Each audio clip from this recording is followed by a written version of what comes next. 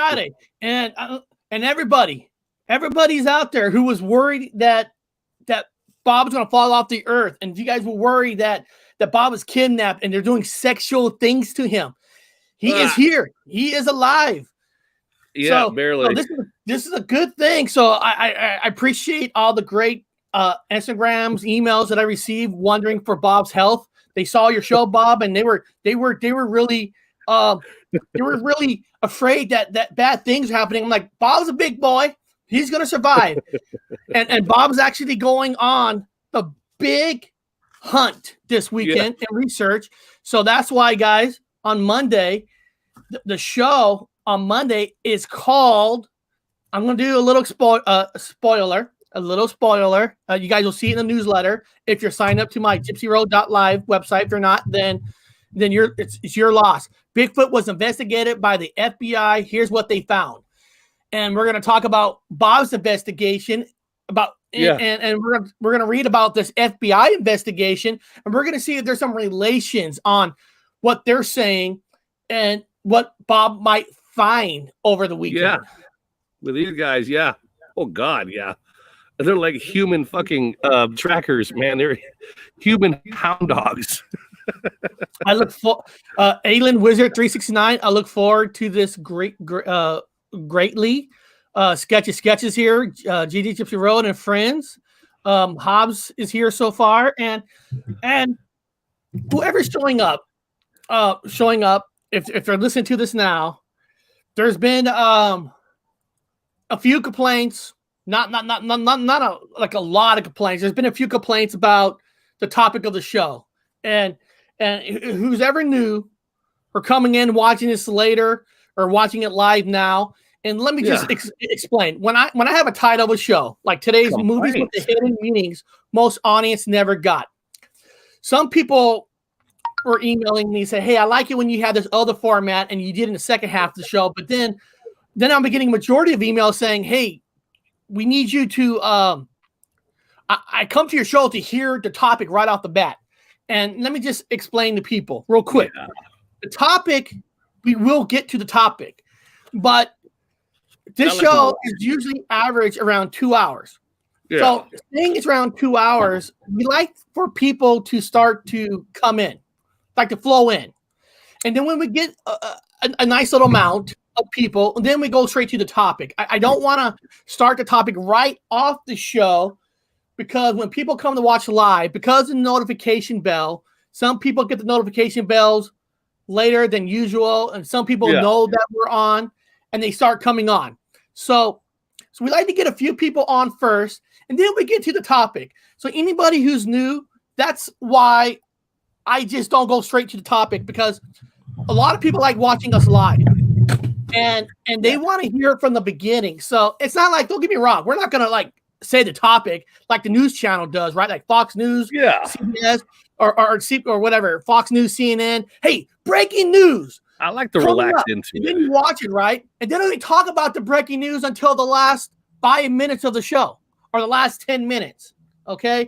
So we like to get a few people to come in, and then we'll get right into it.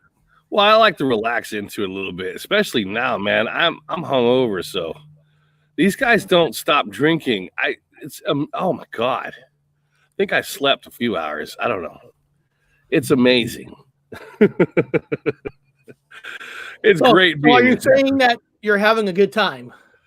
Oh, I'm having a time. I'll tell you that. It's great time. Fantastic. Good. Yeah. Everything. Fantastic. Good food too. I don't know what the mystery meat is. I don't ask questions, but it's delicious. So the people who maybe are new to this channel or never been here, Bob got invited to go on a Bigfoot hunt over the weekend and stuff. So they flew Bob down there.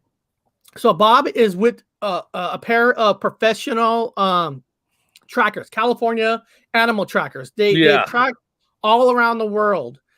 All around the world, they have tracked. So they invited Bob. They bought him a ticket, and he's flying down. And there's going to be more than 2 people going on this hunt. But the majority of the partnership, Bear Grease, and I forgot, Bob, who you said the other guy's nickname is. I can't fucking remember. And they're going on a Bigfoot hunt. So Monday we're gonna try to find out what was it like? What did they find? Did they hear anything? And the thing is, guys, Bob's not going to come here and lie to you.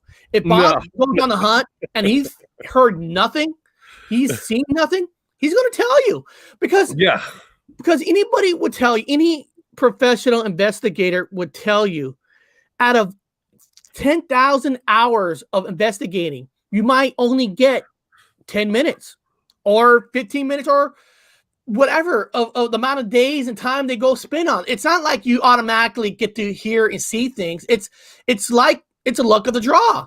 And to even get to the luck of the draw, you actually need professional trackers to even get you to that point where you might get lucky and hear sounds.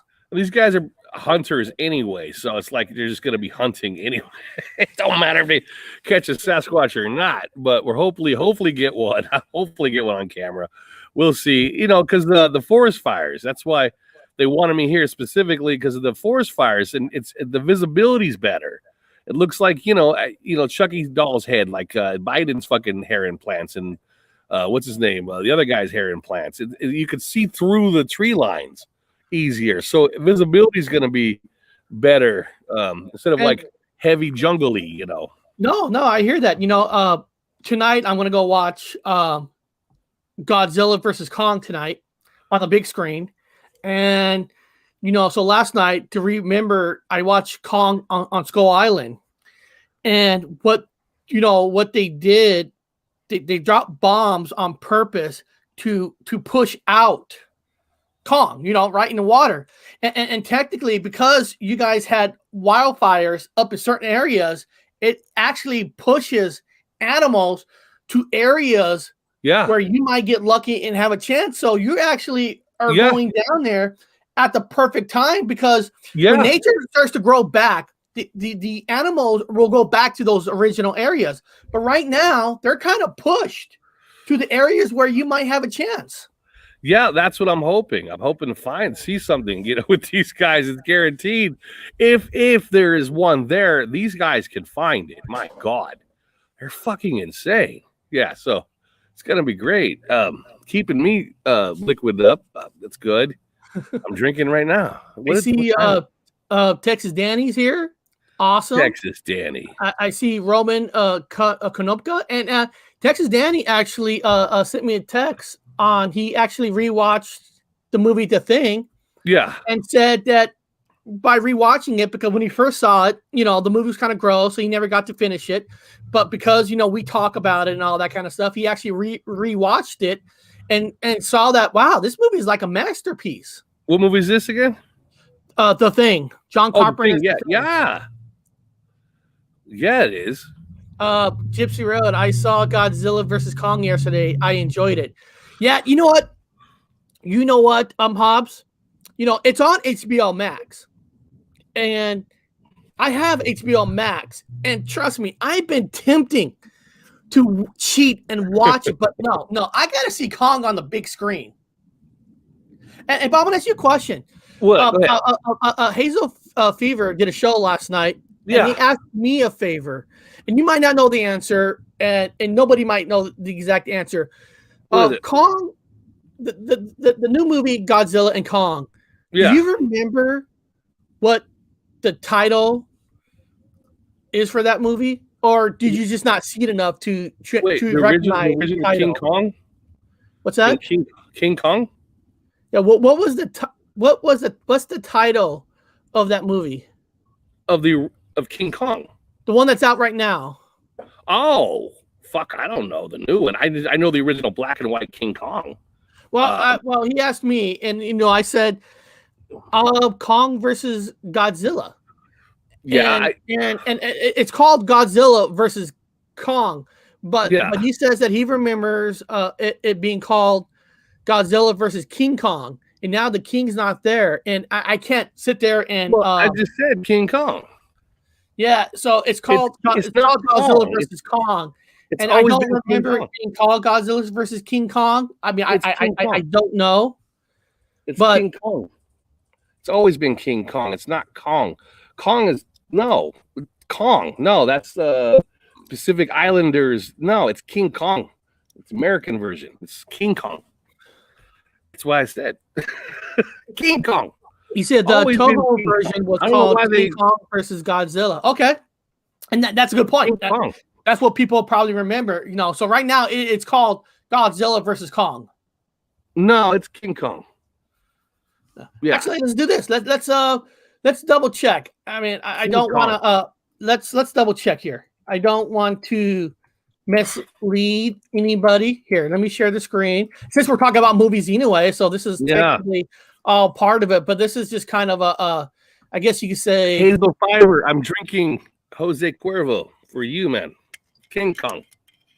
It is called as of right now. Hold on. This is IMDb. It is called Godzilla versus Kong. King Kong. Let me see here. In the legendary verse, Kong isn't known as King Kong. He is simply known as Kong in the verse. Okay. Yeah, you know, in the Kong on Skull Island, they basically, you know, they call him Kong in that movie, but they're saying basically he's the king of the animal. He's the king of the island. So they never really put the name together. They calling him King Kong. In the whole movie, they called him Kong. So that makes perfectly good sense. Whisper. Well, what people don't realize is I'm fucking weird, so I'm gonna put it in an anthropological fucking kind of weird ass way. That it actually, according to this comic book and matrix we live in, it's representative of the land ape against the aquatic ape. So you have reptiles against the primate, and you have a large reptile brain right now. It's one of our major brain changes is they call in science the reptile brain is much, much, much larger. So it's a duality conflict between your reptile brain against your mammalian brain. So if you look at your brain, guys, right now, as is, you've got 3 layers. You've got reptile brain, which is that small ass brain that's attached to your spine now, wasn't before. And then you have your mammalian brain, and then your new neo-mammalian brain. And so it's a duality conflict between your reptile brain, which is your fight or flight reflex, against your mammalian brain, which is much, much, much, much smarter. So that's what the actual symbology is between King Kong and the reptile Godzilla. Yeah. It's your reptile brain against your mammalian brain conflict. Now, it's the duality battle. Juan Torres says, I believe there are rights connected to the original name of King Kong. Yes, and yes, let me say, Juan Torres is 100% correct. Yes, King Kong, the name King Kong is owned by Universal Studios. Universal Studios owns King Kong. Godzilla versus Kong is made by Time Warner. Time Warner is doing it, so they can use the name Kong, but they can't name it King Kong. It's the same. It's the same thing. Just like Universal Studios also owns the character rights to the Hulk. Yeah. Where Disney can use the Hulk as a side character, but the Hulk cannot be in the main title for a Disney movie because they don't own that rights. That's Universal. So that's why you have not seen lately a Hulk standalone movie since the Avengers because Disney doesn't want to do another contract kind of like they're doing with Sony because of Spider-Man. So it's all weird. It's all about contracts. It's all about. Well, also the Japs. The Japs Danny own, says, I got a huge overdose of reptile brain in the sex department. The Japs own the rights to Godzilla too. Now, listen, I haven't seen the movie, and nobody else. A lot of people probably seen it. We both know they're going to fight, but they're going to join forces to defeat the other enemy. So we know that's what's going to happen. There's not going to be a life or death. One's not going to die. Okay? But, I mean, I guess if I had to put money on it, I'm sorry, baby. Kong all the way. Fuck up that guy. Yeah, well, Kong represents the West, as in Godzilla represents the East. Yeah, that's true. No, that's true. I mean, that's a fact, Jack. That's not me just making shit up, guys. That's just the fact. Yeah. Well, It's what I've the East heard, against the West. without spoilers, people are telling me that this is really a Kong movie, and Godzilla is basically the guest in this movie. So that's interesting. Well, they also have Mega Godzilla in there. You know that, right? I heard Mega. Yeah, I heard Mega Godzilla's in it. Yeah. Yeah. Godzilla Agura was a Toho creation. So it's only natural the Japanese own him. Yeah, they own Godzilla. Yeah. I mean, In it's fact, symbolically speaking, the way that King Kong looks at the gal in his hand, like in the original King Kong, and he likes the gal, is in fact, that is symbolic. It's the same way that what's his name in 007 where Jaws looks at the girl with the braces. Remember how the monster with the silver teeth looks at the girl with the braces? Yep. It's the same concept as King Kong looking at the girl and picks her up and carries her around because he falls in love with the girl. Yeah. Now, Torres, that's what I heard. The movie should have been called Kong Island Part 2. No spoilers. Yeah, I heard. Godzilla's more of a guest. Now, in this one, Bob, in the original King Kong stories, King Kong falls in love basically with a young woman. Now, I haven't seen this, but according to the trailers, Kong responds to a little girl, like a young girl. In a way. I haven't seen it, but the dynamics are identical. The bond between Kong and the girl is more apparent, though. There's no romance between them in this one. Yeah, what I've heard is the humans.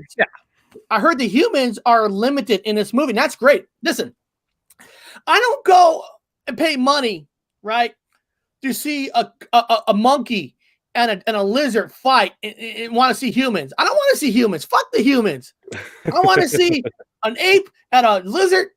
Go for it. You want to see China against the United States fight. You want to see Asia fight the West. Does anybody ever watch Transformers for the storyline? Fuck no. You watch for big robots fight each other. What, do you actually watch Rocky for the storyline? Well, yeah, I guess you can. I watch Rocky for the storyline. Yeah, I watched the Sylvester Stallone movie last night, ironically. I watched that last one he made, the Rambo, the last one. Oh, that's another. It's got the same dynamic. If you look at the dynamic of the last Rambo, an old man, he's taking care of a young gal, and she goes down to Mexico, and she gets put into a brothel, whatever, kidnapped, like weird. He goes down to save her. Of course, she dies, but then he ends up killing every fucking buddy, which is kind of badass. It's the same dynamic as King Kong with the gal. It's the same fucking story. The only thing I would have done in that last Rambo movie, it was slow all the way to he gets to that fucking tunnel and he fucks shit up. Oh God. When he fucks shit up, it took a while to get to that tunnel. Yeah. And they should have like cutting the other parts of the movie, because listen, you're not watching a Rambo movie for a storyline. I'm sorry, you're not. They should have cut out at least 25 minutes of it and just went through the tunnel, because when that Rambo hits that freaking tunnel, it was like, that's the Rambo that we know. Yeah. Oh, yeah. Now, can a 67-year-old man really do all that? I don't know. He did it. He did it. But it's the same dynamic as also, was it Tom Hanks running around in the West teaching people how to read a newspaper with the young gal that he saves? It's the same fucking storyline. It's the same damn thing. It's the same battle. Now I'm gonna pull up the article about some of these movies that have the meanings the audience never got. So we're gonna start talking about it. But right before talking about it, I just want to take a beer in the chat that I've actually brought back horror talk. I actually brought back horror talk, but it's not going to be on the Gypsy Road channel. I love horror movies and I Yeah. love talking about horror movies. So I actually brought it back and I put it on one of my other channels. I revamped it. I renamed it. The channel now is called Horror Talk. So Good. So every Tuesday and Thursday, I'm going to talk about different franchise. I'm going to talk about different movies. Like this Tuesday, I'm going to be talking about the whole Friday the 13th franchise, about the best ones, and all that. Now, I did an intro yesterday, but for whatever reason, it's kind of weird, Bob. You weren't even on, and No. I was freezing up. Where the voice audio kept going, but for whatever reason, my screen was kept freezing up, and you weren't even on there from this house. So I don't know what freezing up, but if you guys like horror movies and you like horror talk, I love your horror movie talk ones. If you love horror talk, it is. I'm gonna have different guests. Bob come on if he wants, if he's ever free any days. Anybody, different guests come on. I know Texas Danny wanted we talked. He wanted to discuss the movie The Thing. Hell yeah. I'm going to do a horror talk with The Thing, and I'll pick a day, and we'll jump on horror talk, and it's just horror, and it's not 2 hours. It's between 30 minutes and an hour, and that's it. And I'm going to start making video clips of horror movies section and just put it together. So if any of you are interested in horror movies, I decided to do it on another channel because some people don't like movie talk on this channel. That's fair. But if you like horror movies, jump on over. I did a little intro.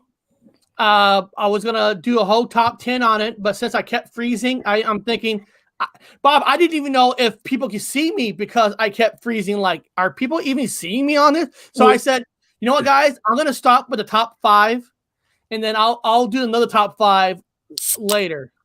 So if you guys are interested, and guys, you know what, Bob? I'm not putting anybody down, right? I posted it on my community bar, right? Yeah. I said, hey, I'm about to go live on a horror talk about what I'm trying to do here on this channel, thinking that some people show up. Yeah. You know who showed up? Nobody. Nobody showed up. Well, it's so I'm new, like, dude. Man, I guess It's Bob, I guess they like you too much. No one likes me. They like you. It's your show. I'm a guest on your show. Nobody showed up. Look, 30 views. Okay. Hey, you know what? That's fine. I love horror movies. If you guys don't, that's perfect. That's awesome. So let's get off of that. Let's get off of that. And let me bring up now, this is an article, right?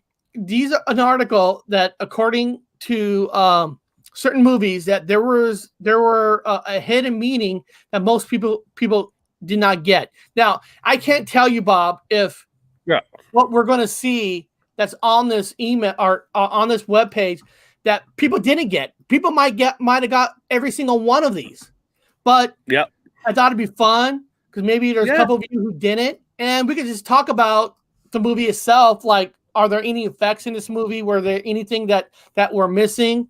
So, like I said, I can't promise you never heard of this stuff. I can't do that. Didn't you also? I remember you offered an open line, so you were going to put the sidebar little link in if somebody wanted to pop in and just enjoy a few minutes of just kind of talking and jump in and jump out. Well, when we go to the movies, if any movie that you guys know you want to come here and jump on, you don't have to jump on for the whole show if you don't want to. But if there's a topic of a movie that comes up and you guys want to talk about it, jump on in. That's fine. There we go. Yeah. This is an interactive show. You know, I don't leave the people in the chat out. So here we go. Let's go here. 10 movies whose hidden meanings you never ever noticed. Nice.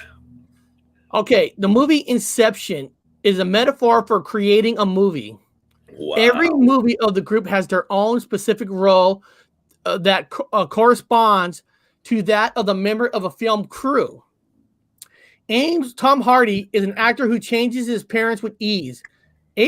Ellen Page writes the scenes, is the studio director who plays for the project, is responsible for special effects. Arthur is the article director who helps bring the film's concepts to life. Cobb is the director, the only person who knows how everything should end. The group's purpose is to implement an idea in someone's head. Think about it. Isn't this the true purpose of any movie? So basically what they're saying is, in the movie Inception, these people are the producers, are the directors, and they're just making a movie technically about themselves and using special effects and an inception around them to put thoughts in your head. Isn't that what governments do? Isn't that what conspiracies do? Isn't that what the Fox News and CNN does, Bob? Well, it's actually reality itself. Because if you have the dynamics of religion, then you've got a God. That's the grand architect, right? The producer, as you put it.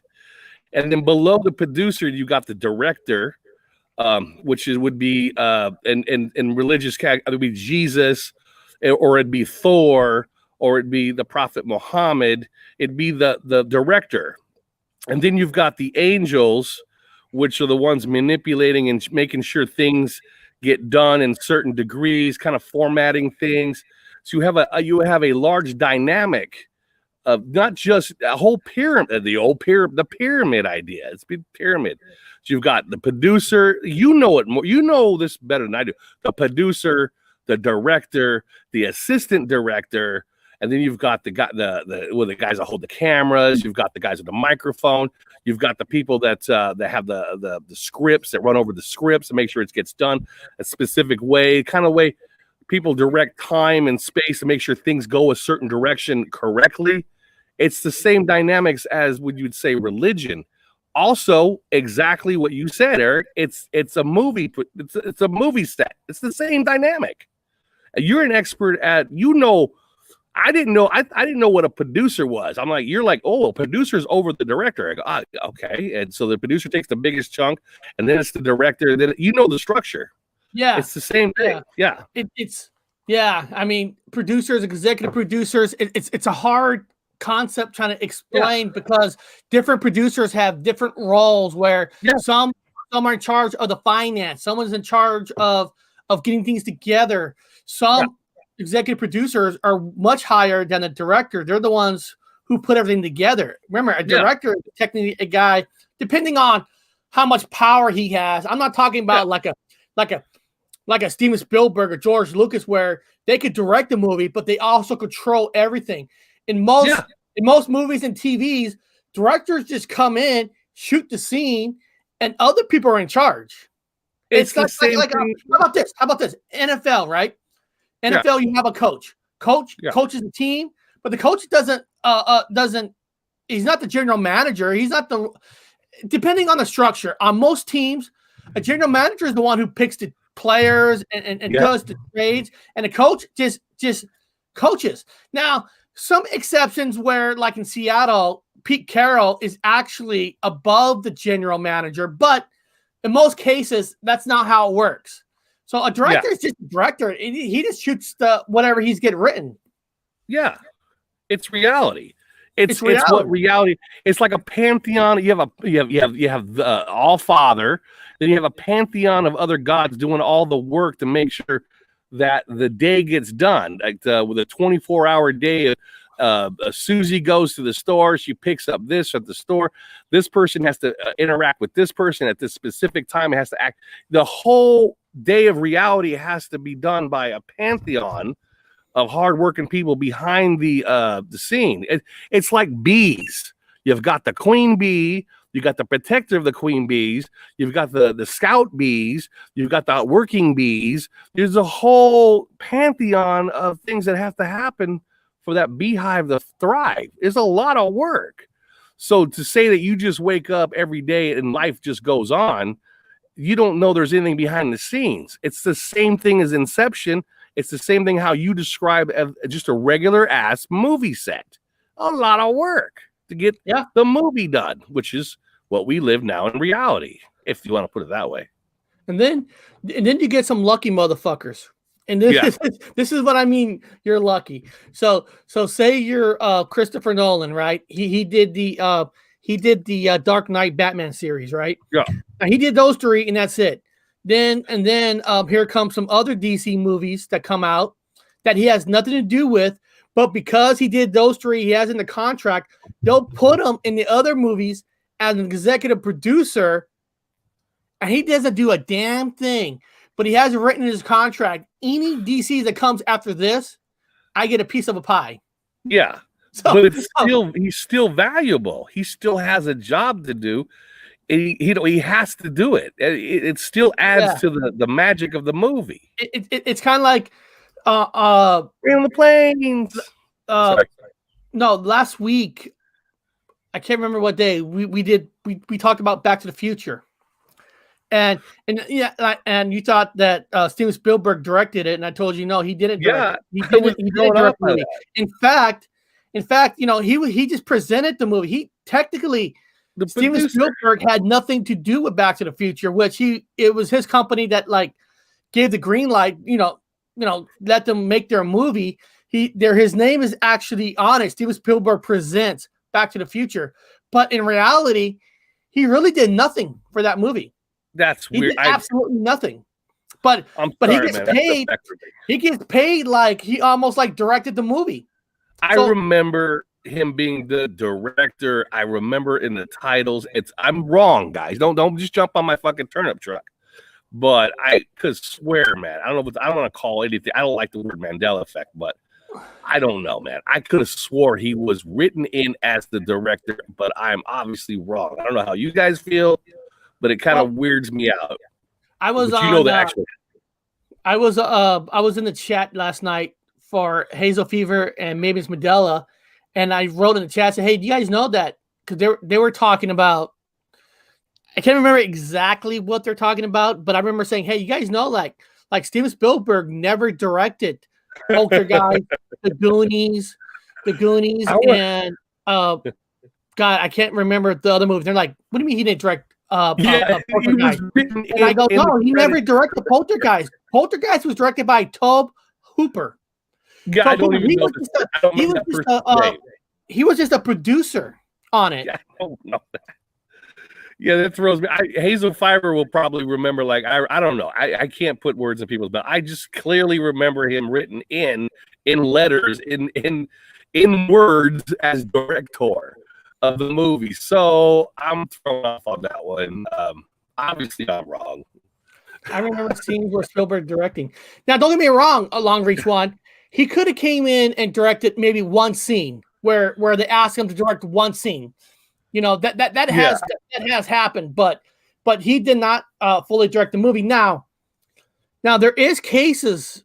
I know this is a little nerd talk. I apologize if you guys think this is too much nerd talk, but in the Star Wars original series, Empire Strikes Back and Return of the Jedi, George Lucas did not direct those, but he was only a producer on those, but he's admitted that he was at the director, making the movie every single day. So technically he was almost a director, but his name wasn't on it because he showed up. Now that's rare, but yeah, I'm sorry, man. It just for me and only me, and I don't want this to come off as racist. Clip of him directing Back to the Future and the Goonies. Now, here, watch. Why is it all?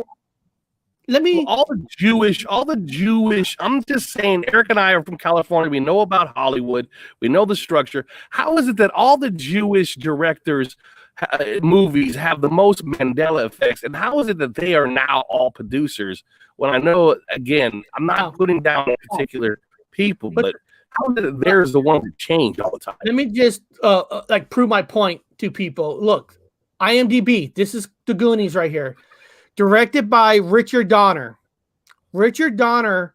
What is that? Now, Steven Spielberg wrote part of the story for the Goonies. He wasn't the main story guy, but he wrote part of the story, but directed by Richard Donner. Okay. Now let's go to Back to the Future.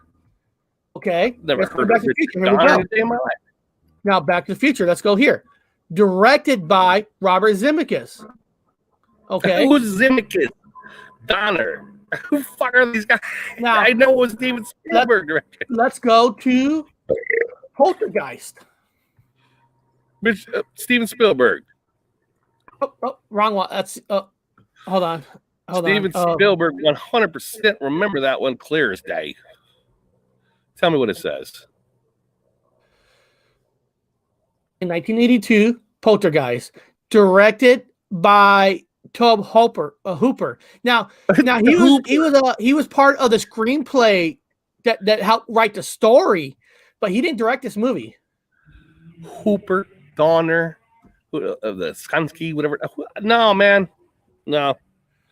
It was Steven Spielberg. So how is it in this fucking reality? Now, you said it yourself that the directors only got a piece of the pie as producers get the most of the pie. Yes. So it turns out the difference is that now Steven Spielberg gets a bigger portion of the dinero. The directors, like a coach, they get a contract. They get a big chunk of money up front. You know, they're going to pay him $5 million. Yeah. A producer, say the producer might only get $1 million, but they get a bigger residue based on how much the movie sells and tickets on afterwards. So it ends up being a lot bigger. Now here's a little fact that a lot of people might not know. Wow. I mean, I don't know if you guys care. This deals with Tom Hanks. I guess Tom Hanks in the movie Forrest Gump. Yeah. They didn't have enough money, Bob, to pay Tom Hanks what a Tom Hanks actor would have got for any other movie. So Tom Hanks made a deal to take a piece of a pie if the movie does well. Yeah, he got a lot of because of that. Instead of making his average anywhere between 5 to 20 million a movie, he's made between 55 to 100 million dollars because he took that kind of a deal. Yeah. Now that's rare. That's a rare kind of a deal. Back in the day, but let me say this. I'm just doing a hypothetical. Now, back in the day, in our old comic book back on Sagittarius Arm, where Steven Spielberg was the director, he got a small cut. And now I would imagine because he got a small cut, he's the one that brought in Tom Hanks, he got a smaller cut. Now, in this reality, Steven Spielberg was the producer, which means he got a big ass chunk of the pie. And in this reality, Tom Hanks got more money. Steven Spielberg did not direct Forrest Gump.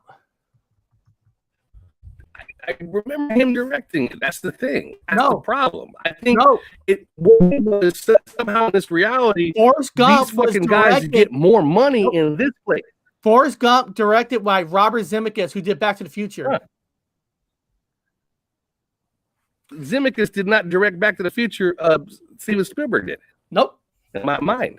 I mean, maybe in another multiverse. That's a local memory. In another multiverse, I think that's he probably did. I think that's a Sagittarius Fupa. I think it's a Orion Spurs version of these movies, and these Jewish guys get more money in this place. Let's hear. Now here's the heading movies. Now I guess there's a picture of a conspiracy in the Matrix where there's a date on his license that's September 11th.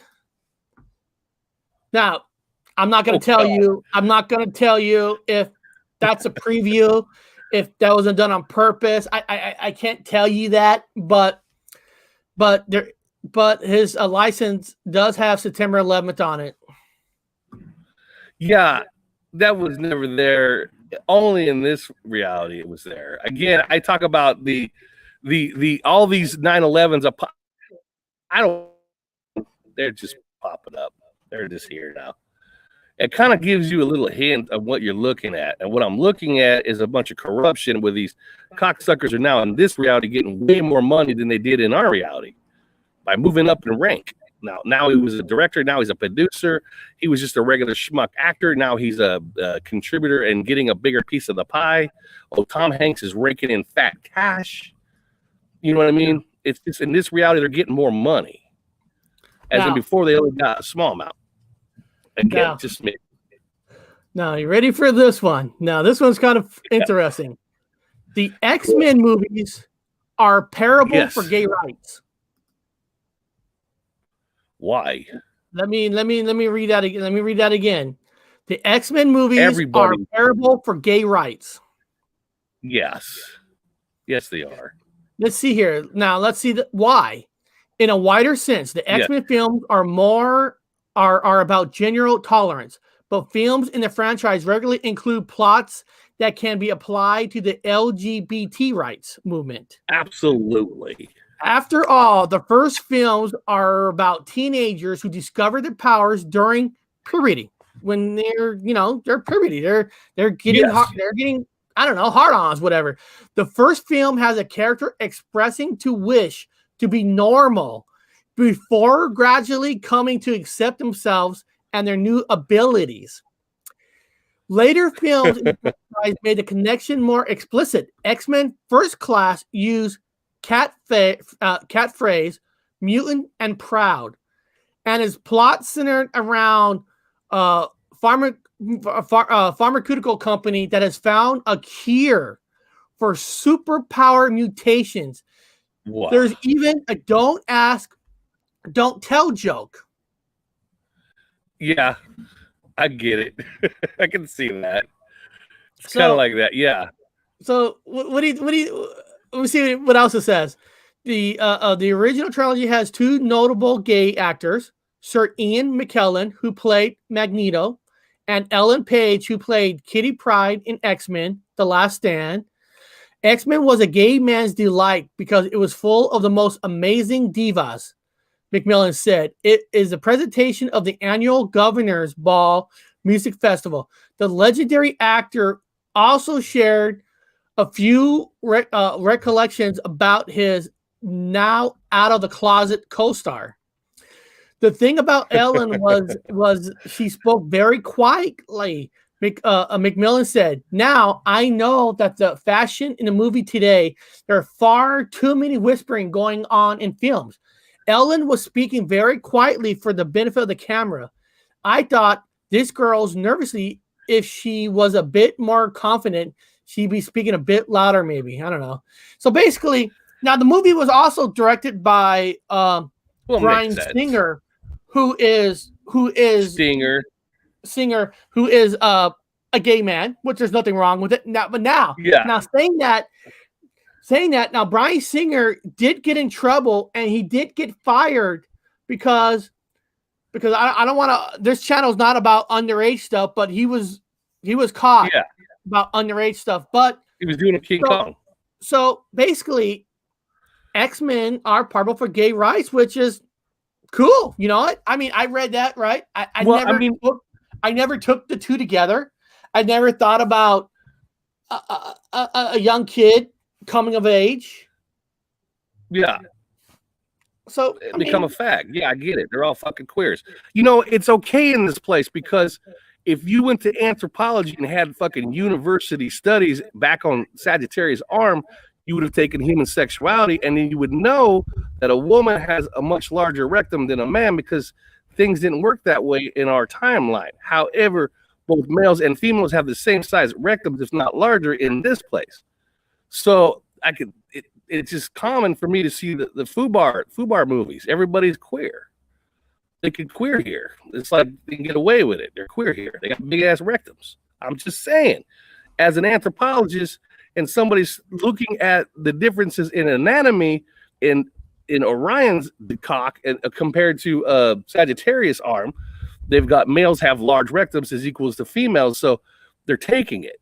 So I can see the movies bending towards the transgender philosophy because they can do it. Babylon, man, fuck yes, this is where we are.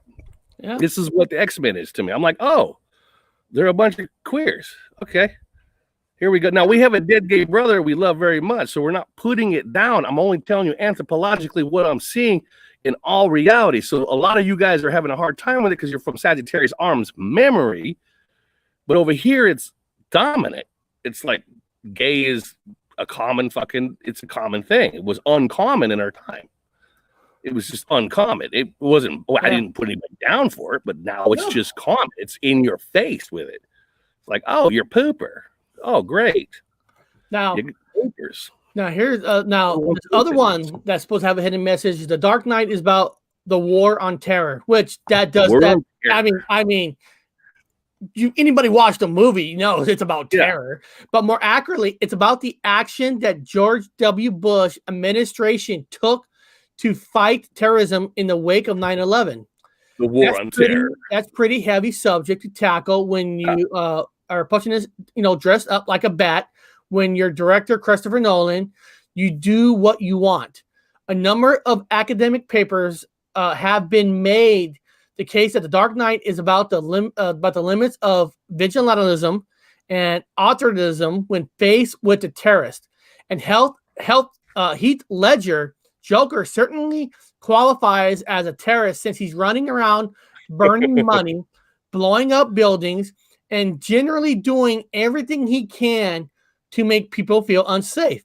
Now, I'm not going to read more into it. Yeah, the genius of the movie The Dark Knight was, I love that movie. The Dark Knight was to create fear, not where they shoot you, you're dead.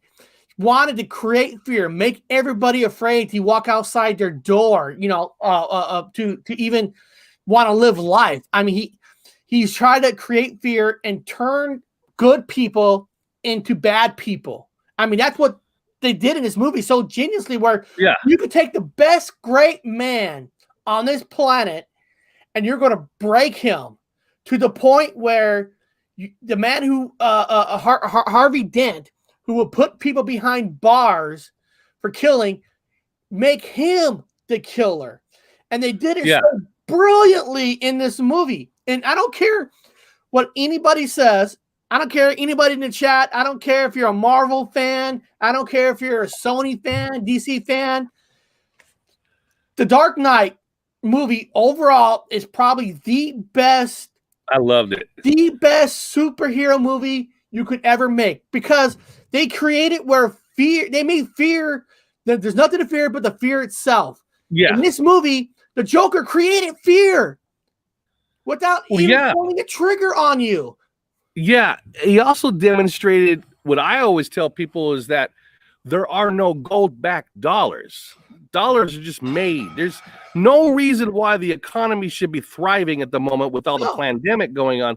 He burned money to show you that money is not real. Money's not real. It's a concept. There's no gold-backed dollars. They're only promissory notes. So he burned it at an effigy, just laughing at it because money is fake. Well, what are you talking about? I got to eat for a little. I got to go. No, it's a number in a computer that somebody has at the Federal Reserve, which is a British-owned banking system. It does not belong to the United States. So what he was doing was attacking the British banking system. So he wasn't burning American dollars. He's burning dollars produced falsely by the British banking system, which is the Federal Reserve, which is not federal. So he's demonstrating that money is fake. False. Yeah. You can burn a whole truck full of money and still the economy will be just fine because it's fake promissory notes. If you look at your dollars, you're going to see it's 2003, 2013, 2009. Where's the most current bill you have? Go into your wallets and look and tell me you got a fresh fucking dollar and you're not going to have one. Technically, he burned all that shit out of if you look, green screen. Every money has a serial number on here. So basically, Bob, even if you burn the serial number, if you could prove to the bank that your serial number that's on the money was burnt up, they can reprint you. Digitally reprint you that money. Because it don't exist. It's a promissory note. Now, a lot of you guys from Sagittarius remember that there was a place called Fort Knox that had a gold piece for every dollar you own. There's no gold representing any dollar. That's a fact check. Look that up yourself. You're not going to see dollars are not represented by metals, precious metals anymore. They're just made up concept out of a computer. So back to the Joker knew all this. He knew it was a made-up construct. He was just burning paper. He's like, there's nothing really burning people. Yeah. There's no money. Power. Money's not power. Power. Fear is power. Creating fear is power. Yeah, fear is power. Power is fear. That's what they do to you. That's what the banking systems do to you. That's what the Federal Reserve System, which is not owned by the United States, does to you. Scares you. Your power goes out. Your lights go out. You can't pay your water. You can't pay this bill. You can't get your kids into college without that fucking artificial promissory note. So the Joker was just saying, fuck it, anarchy, burn it all. Yes, Carla. They are IOU. IOU. IOU. That is exactly what money is. It's an IOU. Remember, he also put at the end of the movie, the Joker had two boats. One boat had criminals. The other boat had just regular citizens. And they both had the option to blow each other up to survive. Yep. You remember that part? That's brilliant. It was the human experiment. It's the final climax of the movie. Yeah. So it turns out that the criminals, even though they were criminals, they weren't going to blow up the civilians. And the civilians are the ones that wanted to blow up the criminals. It goes right back because of the stigma that they have for being felons. The stigma. It probably 90% of them fucking them prisoners didn't even do anything wrong. They weren't actually, they're falsely convicted. So they were good citizens themselves. But the Joker knew that. He knew that there were more good people in the federal prison system than it was on that fucking boat of civilians. He knew that the civilians were evil and the criminals were the good guys. It goes right back to his philosophy. Now, here's a lighter one. This might be a funner one. This is about Groundhog Day. Oh, I love that. Groundhog Day is about Buddhism. Feudalism. Yeah, that's what it says. Now, let's see why. Why is Groundhog Day with stars Bill Murray? And everybody knows that remember, guys, if you guys don't remember this, hold on, Bob. I want to pull up a picture. I love that movie. Of Bill Murray. Meatballs.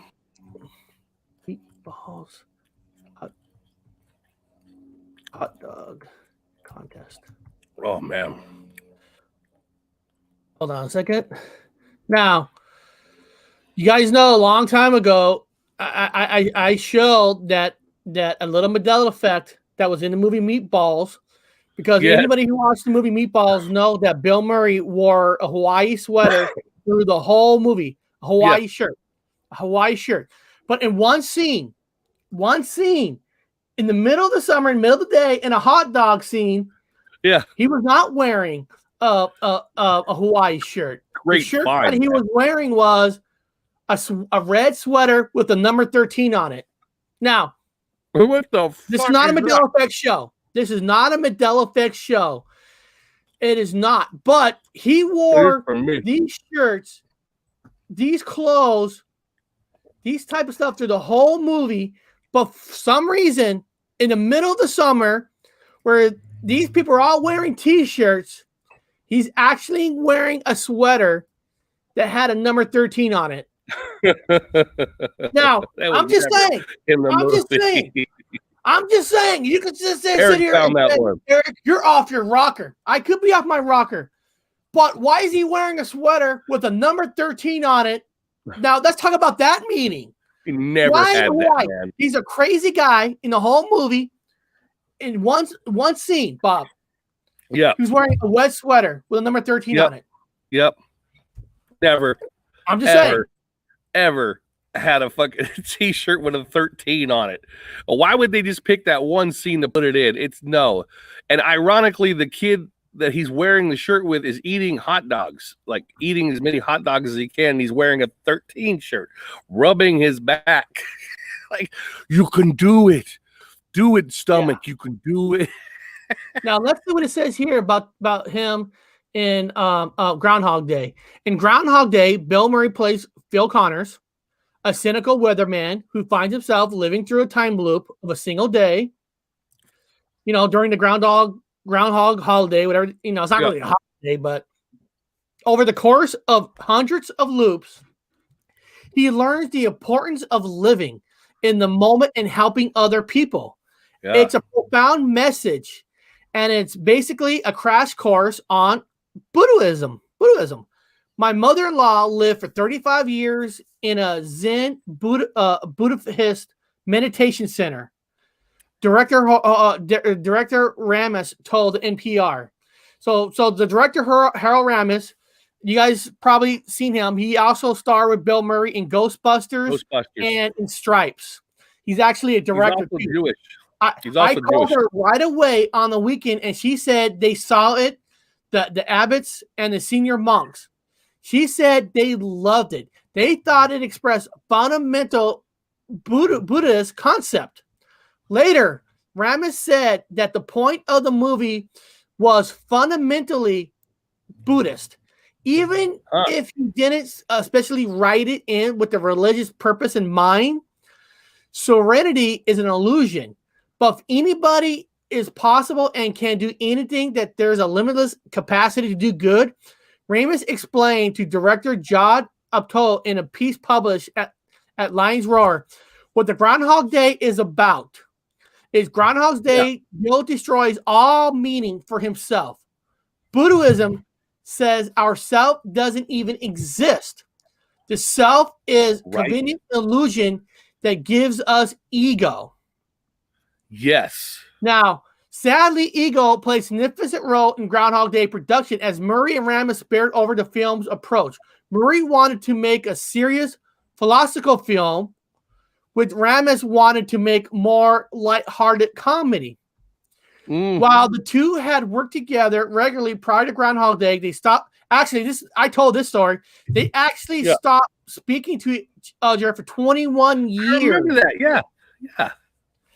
Because Bill Murray wanted to go more serious, a little bit more in the movie, and of course, Ramis wanted to make it more lighthearted. Now, who's right or wrong?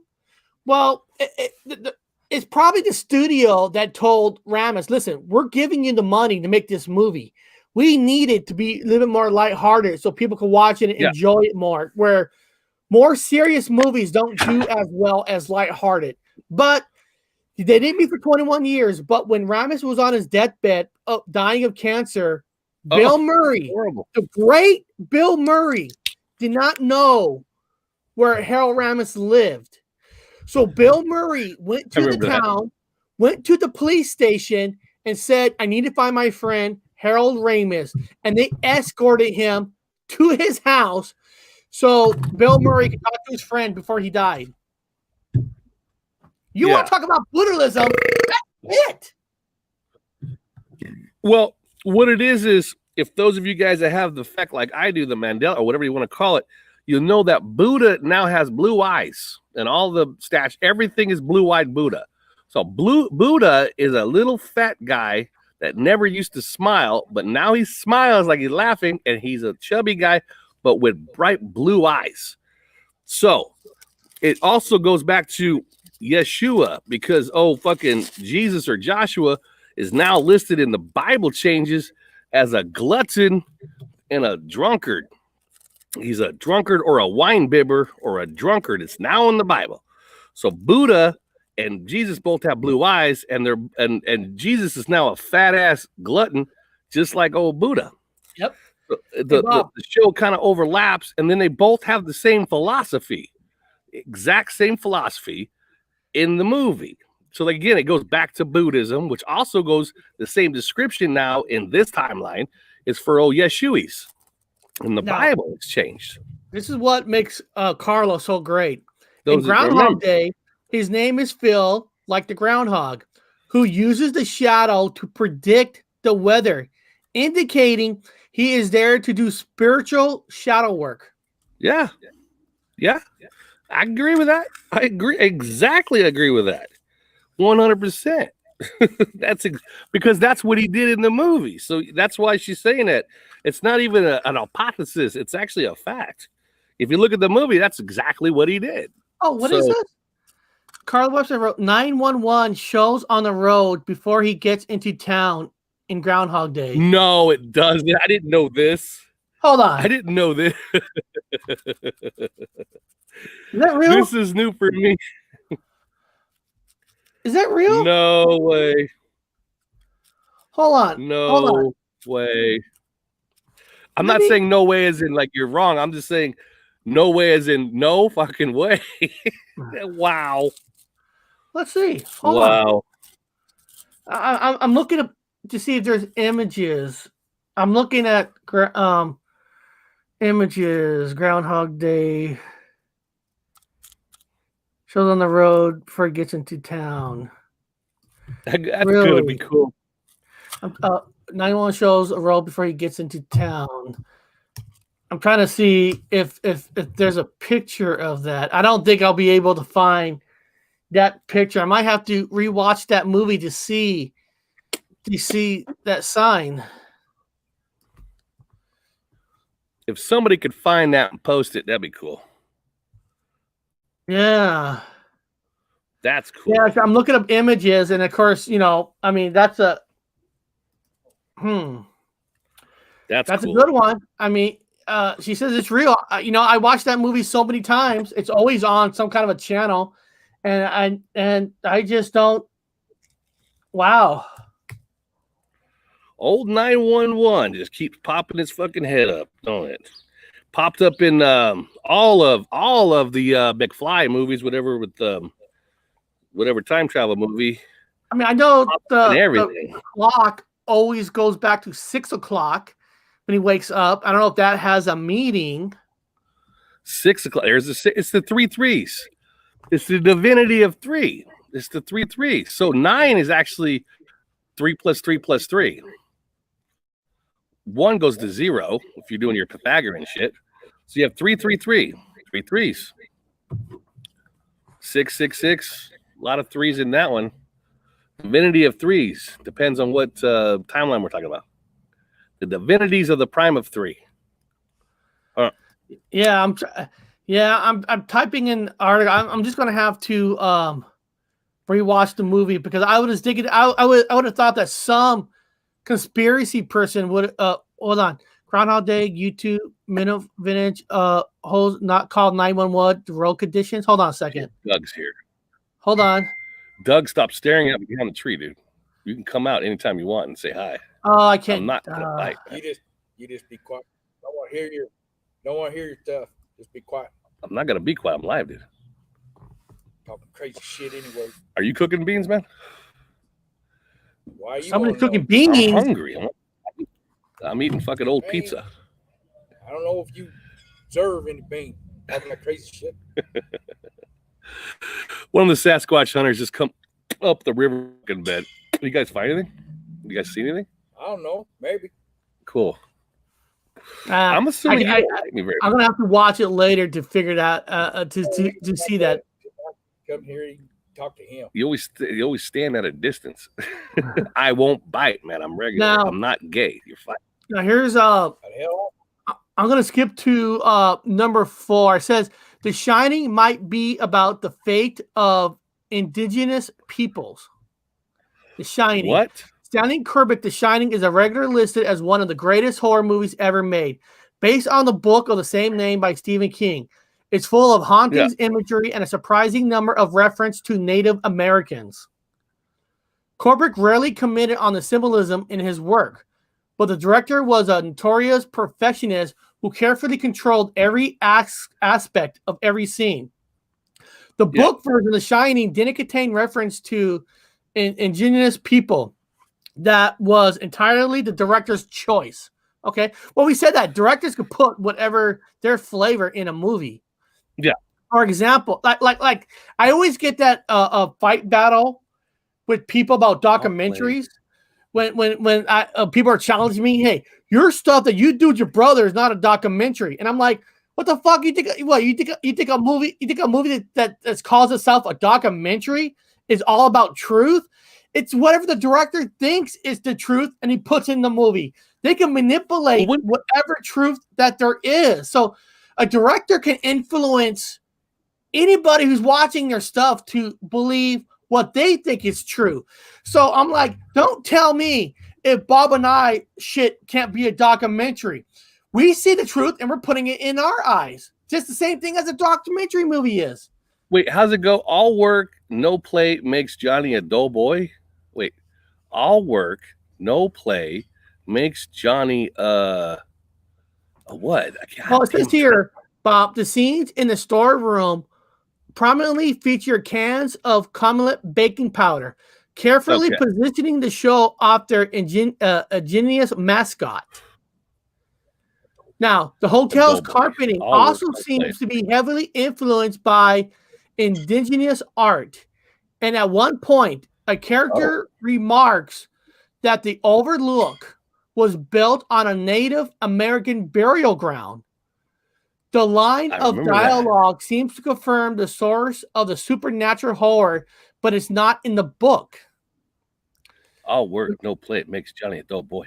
The main, saying probably in the third ABC, Bill, who wrote Washington Post explaining the film's symbolism, he sees The Shining as a story of a genocide of an indigenous people. Now, dude, now that actually makes sense because people got to remember, Stephen King did not like this movie. No, he and hated it's probably because he took his book and now kind of based it around an Indian burial ground without actually saying the word Indian burial ground.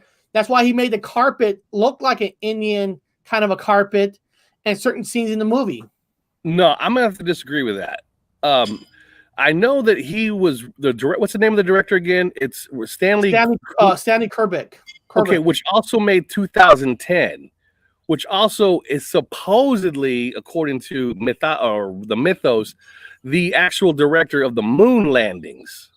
So he had the little boy running around with a knit shirt. It was knit.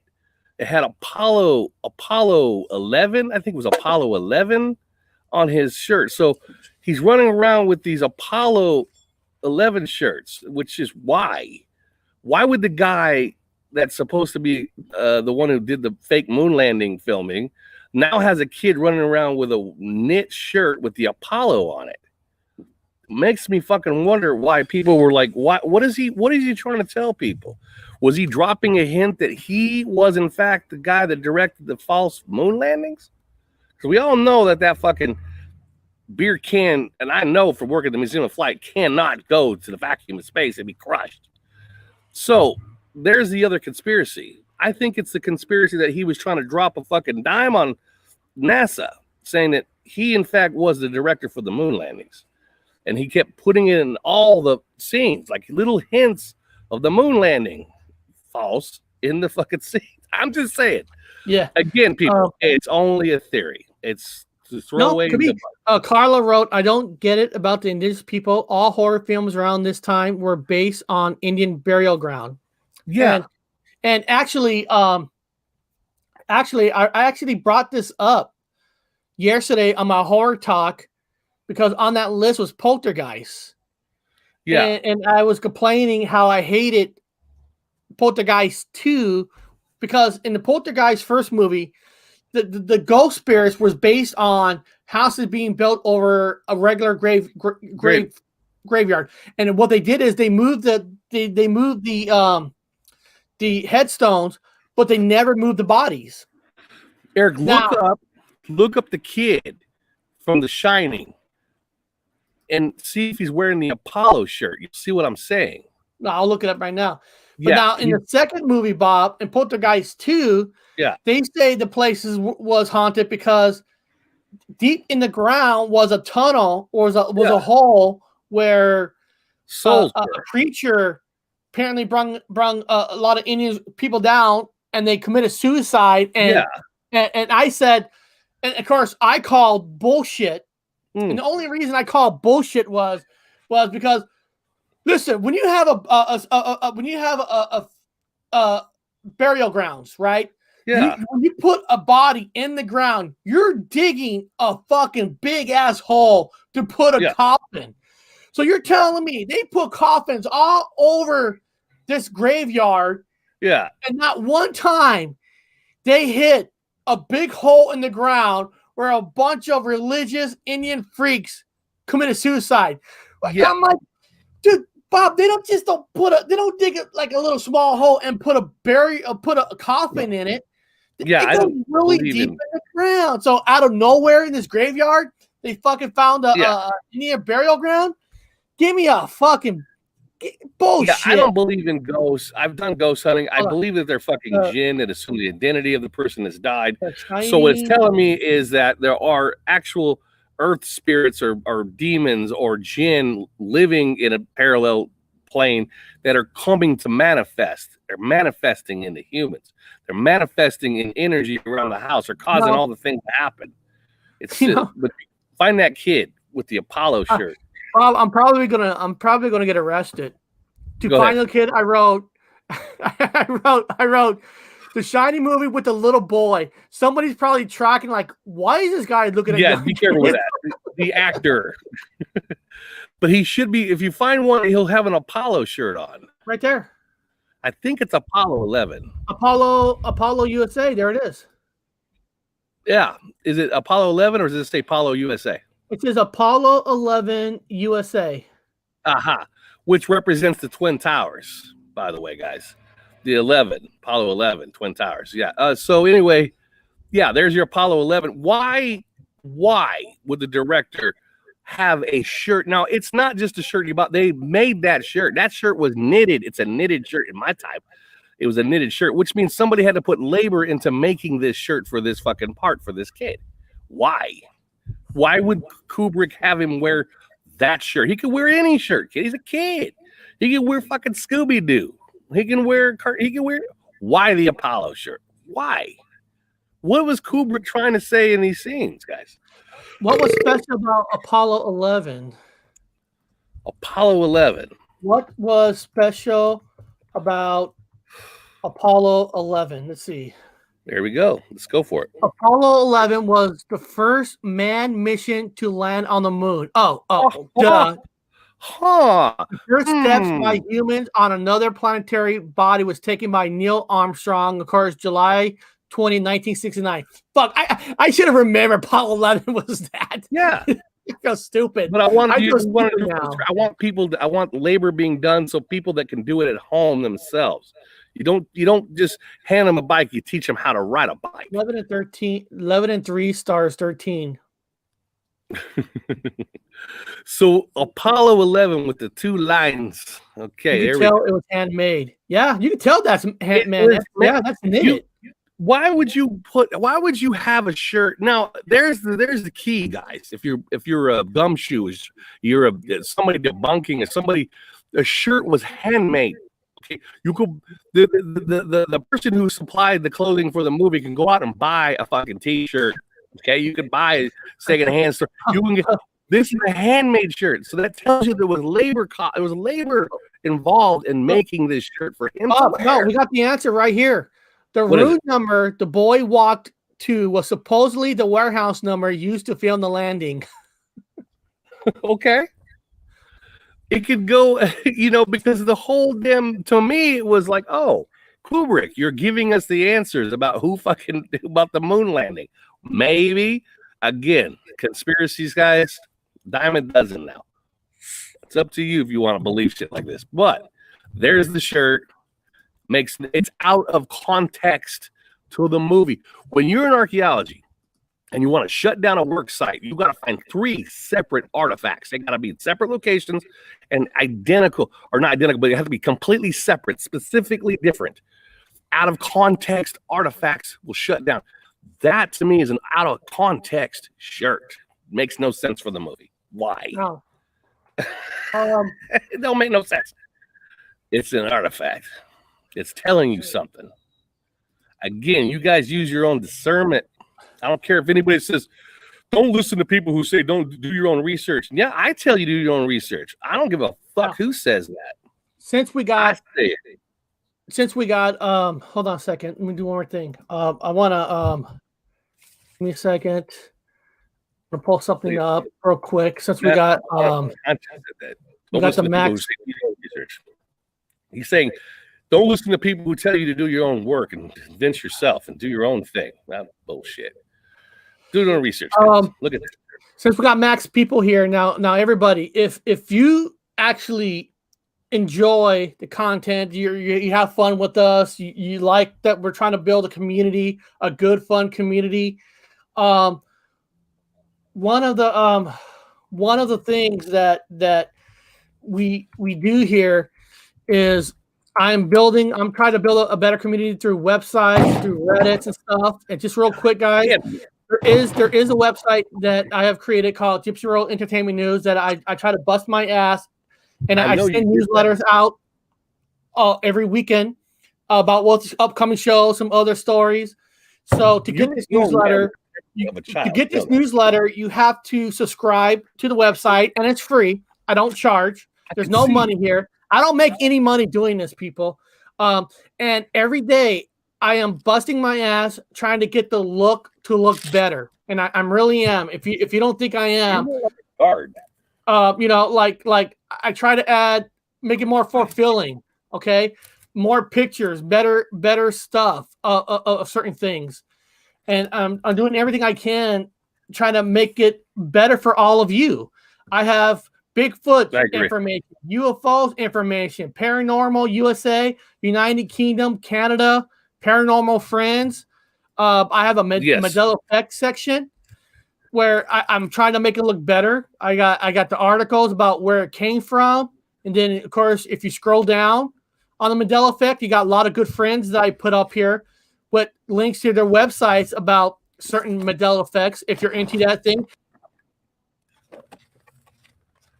Oh, I think Eric just got kicked off, guys. I'm not sure if I'm actually on, but I'm looking at the screen as I'm rolling a cigarette, and I've noticed that Eric's not there. There we go. Was I clicked on the wrong button, Bob. That was my fault. But that was my fault.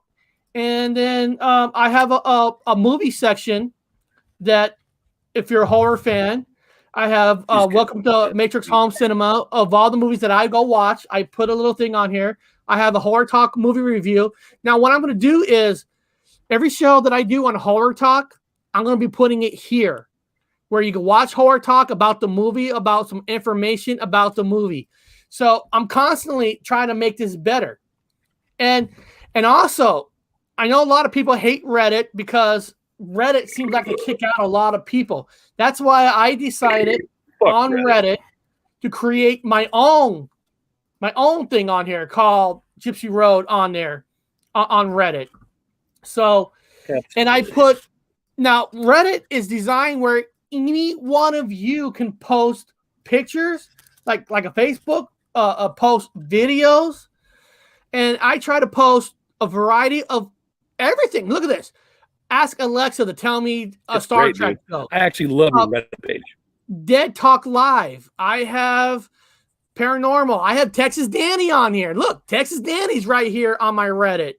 I've got UFOs. Yes. UFOs. Hazel's on here. Manimal Research. My new show, Horror Talk. So I got a good friend that was on our show before from she does tarot cards. She was a guest on our show named Jen. Fantastic person. Jay Dyer was a guest on our show. Matt, good old Matt, is on here. Kind of, yeah. She does a paranormal show on YouTube, which is fantastic. So guys, go to these, be part of it. We're just creating a fun, better community atmosphere than some of these what you call so-called truther channels where all they want to present is hate. We don't like hate. We don't want hate. We like hate. We want to get rid of hate. So that was just little cheap plugs. Now we're gonna get right back into making love. Right back into the show. Sorry about that, guys. But if you want my newsletter, guys, sign up so I have your email address. And guys, to help me out, when you get that newsletter, pay it forward. What I mean by that is email it to 10 of your friends, 10 of your family members, and tell them to do the same thing. Let's get good people in this community. Great people. Now, alcohol is up to you. Now, here we go. RoboCop. I'm with these guys. RoboCop. They keep me going. Now, this is the original RoboCop. RoboCop has the reputation of a dumb, ultra-violent action movie. Now, let's see here. In the film follows Alex Murphy, a cop who dies during his beat, gets resurrected by the Omni Consumer Products Corporation and uses an array of state-of-the-art Sympathic implants to fight crime. What movie is this? A RoboCop. RoboCop. It's tremendously stupid stuff until you realize that it's a satire of an American culture and makes use of Christian symbolism. No, seriously. Now here, in a documentary on RoboCop DVD, director Paul Bernstein said that he intended to portray RoboCop as a Christ figure whose resurrection offers society a last opportunity for redemption. So wait a minute now. No longer is it the lion that lays with the lamb, and now it's a wolf that dwells with the lamb. So now we've got RoboCop that roams with the lamb? Yeah. Well, here. Okay. The figure of Jesus has always fascinated me, according to the director. When I got the script, I realized that RoboCop has something to do, for me at least, with Jesus. So this guy took the script and influenced the script because he believes in Jesus Christ. Now, this is true. This is interesting. These themes, crucifixion, resurrection, even at the end when Murphy is walking over the water, the line that Murphy says there, I'm not arresting you anymore. I thought that was an American Jesus. Wow. More broadly, the film satirizes consumerism, omni-consumer products. A major corporate entity has full power over the Detroit Police Department, and they're more concerned with profits than actually fixing the issue, causing the city's crime wave. RoboCop is a authorization figure who eventually embraces his humanity. And you thought that this was just a film about a robot bringing down bad guys to justice. Sadly, the RoboCop sequels don't. Okay, RoboCop sequels don't do this. So basically, let's think about this. It's kind of like a Matrix and Tron kind of a deal, right? Yeah. Right before you die, they take his soul, his energy, and they uploaded it into a robot. They use part of his body in a robot. Even the movie Justice League was dead until they used an energy to bring his soul back and made him half robot. Now you can say RoboCop is in that same kind of a realm. I know how it feels. Yeah, because but Bob makes sense, right? I had multiple discs. I had all the sciatica. I had a fucking liver that was, now everything's healed. I feel like an organic version of fucking RoboCop. But think about it. Jesus did rise as a resurrection, which technically RoboCop has, and RoboCop was designed from evil prophets of society of like Amazon's, I guess, Microsoft's, the government, the Trump, the Trump towers, the Trump organization. Yeah. So let's just say Trump designed RoboCop to create profits for him. But since RoboCop is like Jesus Christ of resurrection, instead of creating profits, RoboCop went after the same people that was creating the issues in the first place. But here's the cool thing about RoboCop. That's why the guy likes him. He didn't ask for it. He was supposed to die. He died, and they brought him back without his permission. Yep. So now RoboCop becomes rogue. He goes after everybody equally. Yeah, you're right. There was no signature. There's no asking the wife, want to bring it back. There was none of that. He was supposed to fucking die and go to Valhalla, but no, he didn't go to Valhalla. They kept him here with the living. So now he's pissed. He comes after everyone equally. And they were trying to like erase his memory, kind of like what corporations do. Corporations want to brainwash you to believe that they're the almighty. You know, we'll give you this. We'll give you some of this if you fall in line on what we believe. Yeah. They try to wipe out his fucking memory like all the locals here. Because the soul cannot be controlled. Well, it's Orion Spurs cock. I'm from Sagittarius cock. Yeah. That's awesome. Yeah. That's, I like this because it makes you think of RoboCop in a different way now. So now Jesus Christ is resurrected in a RoboCop. Well, yeah, he didn't have permission. The secret about RoboCop is he didn't volunteer. He didn't sign his soul away to have life. Like how David Bowie and all these actors that we all fucking know died, all of a sudden lived longer. I've noticed in this reality, a lot of celebrities live longer when they were supposed to have died. That means they've sold their fucking souls to some djinn to live longer. But RoboCop, he didn't sign nothing. He legally died. He did his fucking duty, but they brought him back without his permission. So now he's half pissed. Yep. He's allegiance to nobody. Now this next one, it's not. I don't really think this is really a far stretch. Aliens is an allegory for Vietnam War. I mean, at the time there was a bunch of Vietnam War movies being created. I mean, you had Platoon, Heartbreak Ridge, the famous Stanley Kubrick's Full Metal Jacket. Yeah. Now it says here the original Alien was a horror movie, which it was. But Aliens is closer to a war movie, which is true. Lieutenant Ripley goes with a group of soldiers, LV-426, a colonized planet that has been ravaged by xenophores. The soldiers have a huge technical advantage, and they're confident that they wipe out the alien menace quickly. Of course, they will make for much of a movie. When the soldiers arrive, they quickly overcome by who strikes. I'm not going to read the whole thing about aliens. I mean, that's kind of that's basically is a Vietnam War movie. I mean, Vietnam was not that long ago when they were making these movies. So being influenced by Vietnam to me is really not a far stretch. No, I think it's about possession. See, they sent this group out with unwillingly. They're supposed to meet an alien. They don't know it's evil or bad. It's like summoning a spirit. So they sent a group of people, military, to meet something that they're supposed to be happy about, a fucking extraterrestrial.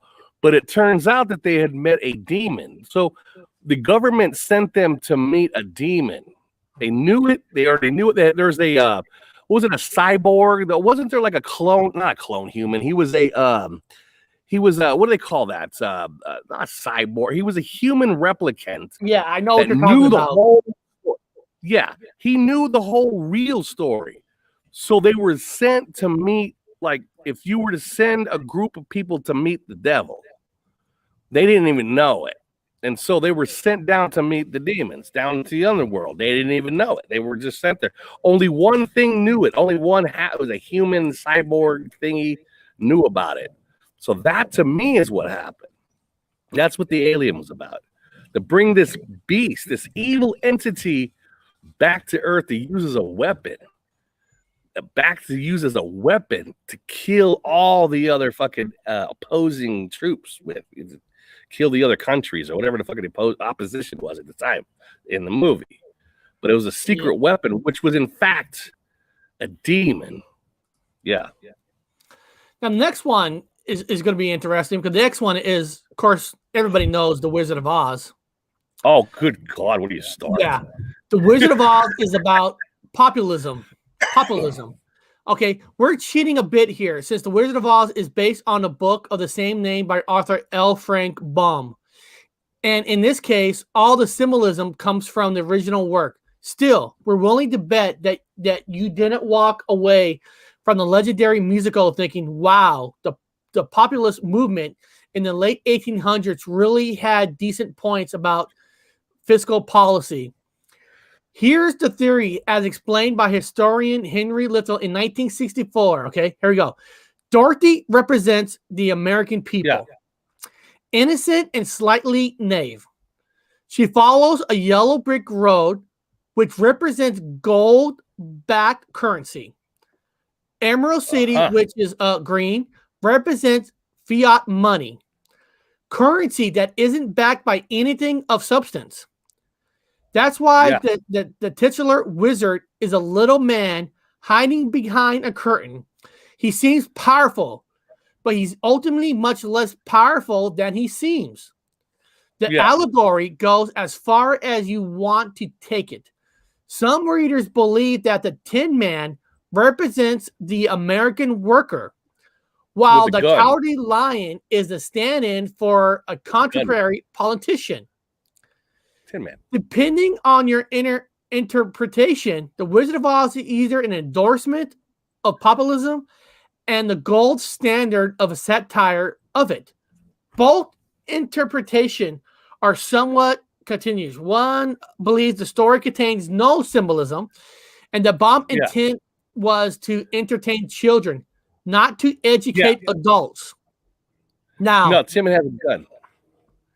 However, in the 1902 stage version of The Wizard of Oz, Baum made an explicit reference to Theodore Roosevelt and several other references to the politics of the time, which lends some credits to the theory. Now, first of all, when you're, I don't write stories, I don't write books. Yeah. But if you're gonna write stories, you're gonna write books and stuff.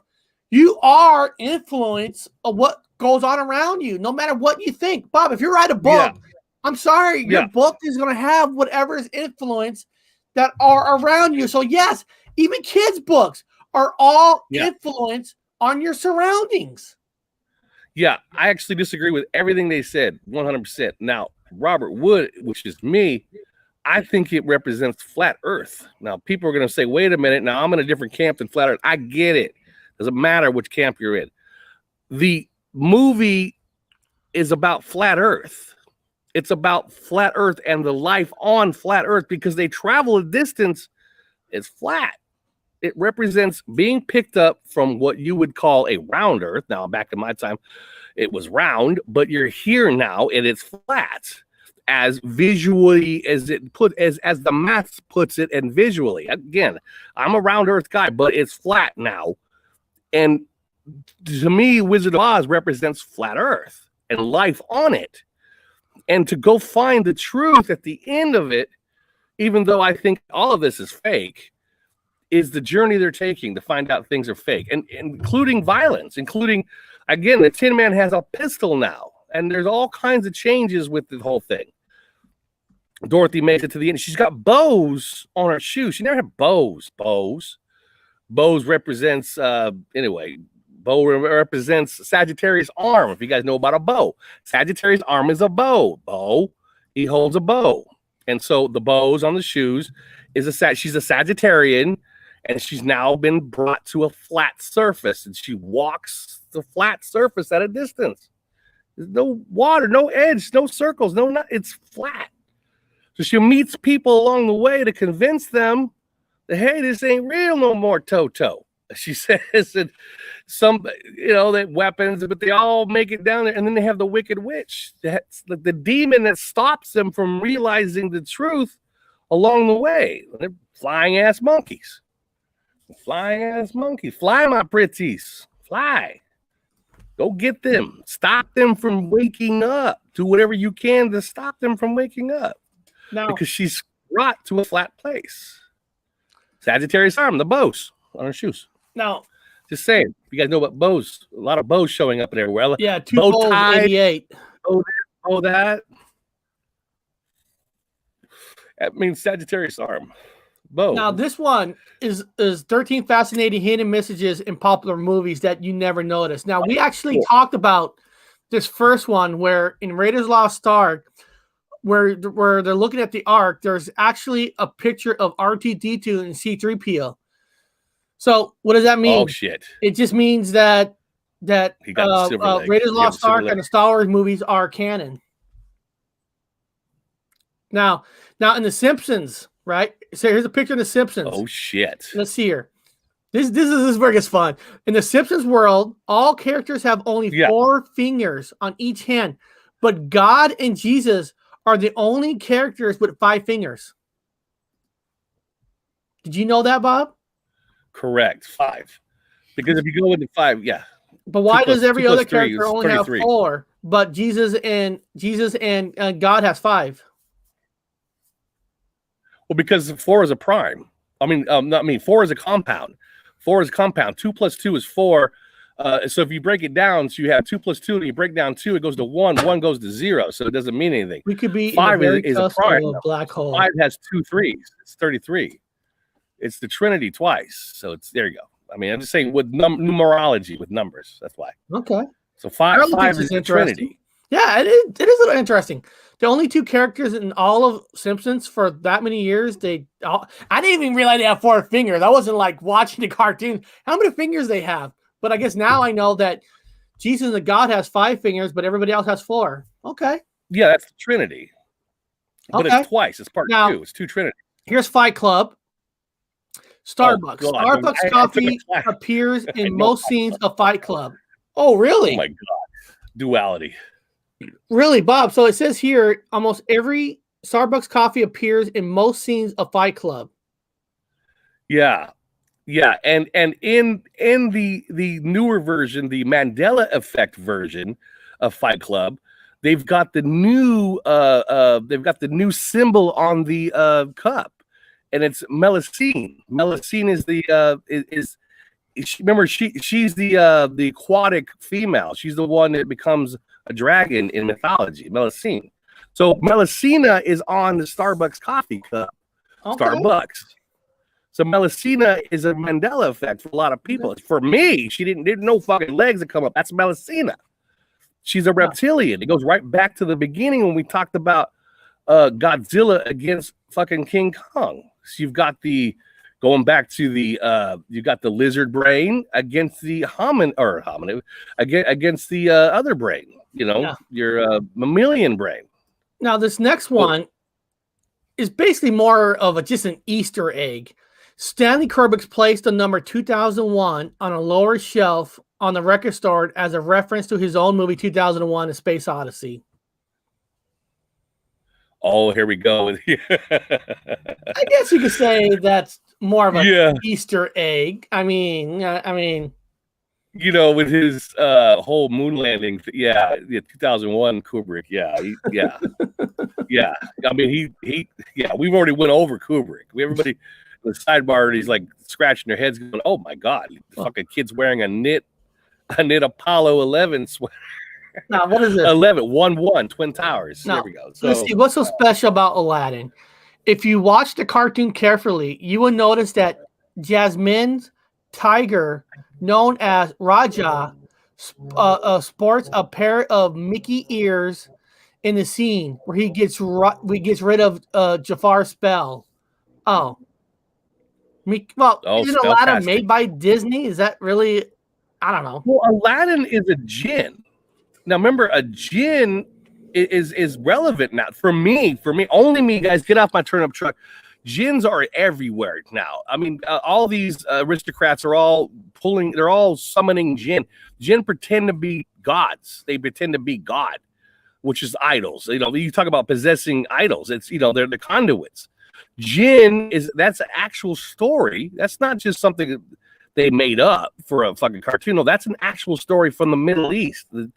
Aladdin is old. That's an old mythological story. It's about summoning a jinn for power. The jinn. And the jinns are just like humans. They live in the other plane of existence. They don't like us. But their job is to do our bidding. And if they could become gods at any point, that's fucking double whammy for them. But yeah. Okay. Yeah, exactly that. So it's about a jinn. Well, let's granting what you want. Now, this is Breaking Bad. Breaking Bad. At the beginning of the series, Walt takes off his pants when Jesse and he cooked the first batch of meth in the desert. Towards the end of the series, he returns to the desert and his pants are still there. They can be seen in the bottom of the left corner of the screen. Yeah, 40 years in the desert, if you're a religious person. Jesus himself had to go into the desert where he was confronted by the devil or the jinn or whatever influence they have to try to bribe him. You've got powers, man. Let me bribe you in the desert. Always the desert. Always going in the desert. Everybody has a history of the desert. It's your holy person. The Prophet Muhammad, desert. What is it? Same story. Han's full name sounds like Han Sequel O, similar to the name of one of the major characters of Star Wars franchise. Oh, Han Solo. Oh, okay. Han Solo. Yeah. Okay, whatever. Star Trek. Huh, here we go. What is this? R2-D2 droid also appears in the Star Trek film. No, are you serious? Wait, what? Look at that picture. If you R2D2 appears where? If you look at that circle, the red circle, let me see. Can I make it bigger? If you look at that red circle, that's R2D2. In what movie? In the newer Star Trek movies. The one J.J. Abrams movies. Well, don't forget, Eric. Remember, he also appeared. I think it was in Indiana Jones. He appeared in Indiana Jones, Raider of the Lost Ark. Right here, so the very first one, right here. Yeah, so they appeared in Raiders of the Lost Ark. We both saw that. He also appears in this movie. It's kind of weird that these two characters keep reappearing in the movie. Also, remember, C-3PO has, in some people's memories, not everybody, has a silver leg, which means you need to pay attention to him. That's all it tells me. It doesn't mean anything about him or any person. This means you need to pay attention to him. And now he's popping up in movies. No.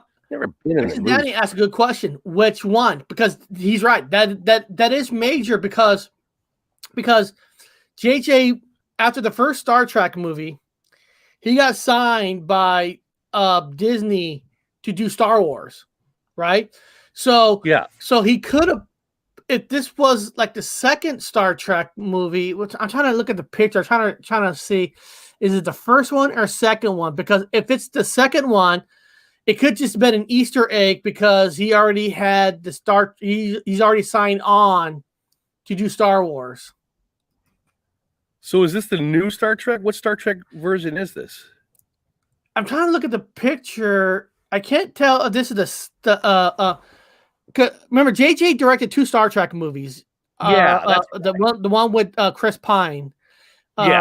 Into the the first Star Trek, the new Captain Kirk, and then Into the Darkness. And after he did the first one, he got signed with Disney. So is this his second Star Trek movie, Into the Darkness?